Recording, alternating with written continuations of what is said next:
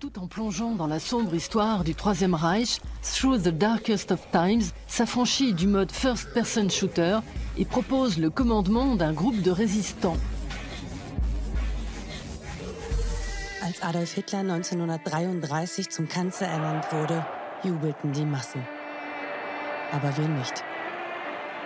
Wir wussten, dass nun schlimme Zeiten anbrechen würden. Wir wussten, dass die Drohungen der Nazis keine Lehren waren.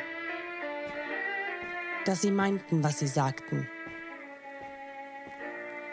Wir mussten etwas tun. Wir durften nicht schweigen. Aber wir wussten auch, es kann uns den Kopf kosten. Une page d'histoire est en train d'être écrite dans ce studio. Le jeu Through the Darkest of Times ne se contente pas de raconter l'histoire de la résistance contre le nazisme, il change profondément la culture allemande du jeu vidéo. L'organisation qui gère la protection des jeunes mineurs accepte désormais d'examiner les jeux qui contiennent des symboles anticonstitutionnels. Ce n'était pas le cas avant. C'est depuis longtemps une évidence dans d'autres médias. Mais dans les jeux vidéo, il n'était jusqu'à présent pas question de montrer des croix gammées et des saluts hitlériens. Les jeux sur le Troisième Reich se contentent souvent de n'aborder la Seconde Guerre mondiale qu'à partir de 1939. Ils suivent le débarquement en Normandie où consiste à tirer sur des nazis.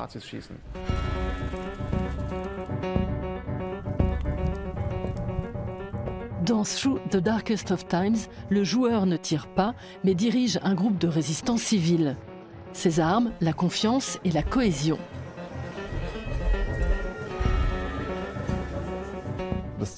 Le but, c'est de mener le groupe jusqu'à l'année 1945, ce qui n'est pas simple. Dans la réalité, la plupart de ces groupes n'ont ni été arrêtés ni tués, mais ils ont tout simplement cessé leurs activités. Dans ce jeu de stratégie, il n'y a ni bonne ni mauvaise décision. Les choix influencent le déroulement du jeu, mais c'est le plus souvent au joueur de se faire sa propre interprétation. Quand tout se déroule uniquement selon des paramètres, les gens finissent par oublier où ils se trouvent. Ils oublient qu'il s'agit du Troisième Reich, ou bien qu'ils incarnent un groupe persécuté. Ils ne jouent plus que pour le score. Pour éviter ça, nous avons intégré quelques rebondissements. Des membres de la section d'assaut nazie harcèlent un vieillard sur l'Alexanderplatz. Faut-il intervenir et mettre la mission en danger ou prendre le large? Il est apparemment juif, il porte une kippa. Et là je peux... Ok. J'ai pressé le bouton, passer son chemin. Dans ce cas, les membres de mon groupe réagissent différemment selon qu'ils sont d'accord ou pas. Et si je prends de nombreuses décisions qui ne plaisent pas à quelqu'un, il peut arriver que cette personne décide de quitter le groupe. Les concepteurs ont encore du pain sur la planche d'ici la sortie du jeu à la fin de l'année. Jörg et Sébastien travaillent d'arrache-pied sur les scènes manquantes. J'ai réfléchi à une transition entre l'avant et l'après-bombardement. Tu vas sûrement entendre la détonation. Ouais. Regarde, c'est à ce moment-là. Oh, c'est vraiment...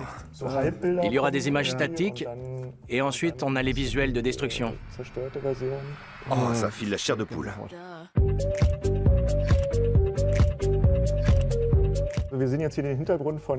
Là, on voit la station de métro Bayerischer Platz.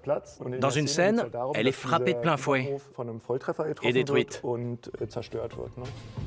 Un événement réel que Jörg a minutieusement reconstitué avec l'aide de riverains et d'historiens.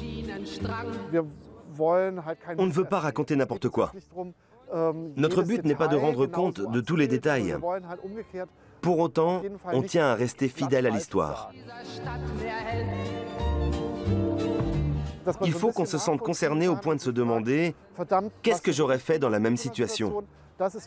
Pour moi, c'est plus important que le nombre réglementaire de boutons sur une veste d'uniforme. Through the Darkest of Times sortira fin 2019. Il cible les gamers férus d'histoire, mais pas seulement. C'est aussi un jeu de stratégie visuellement fort et émouvant.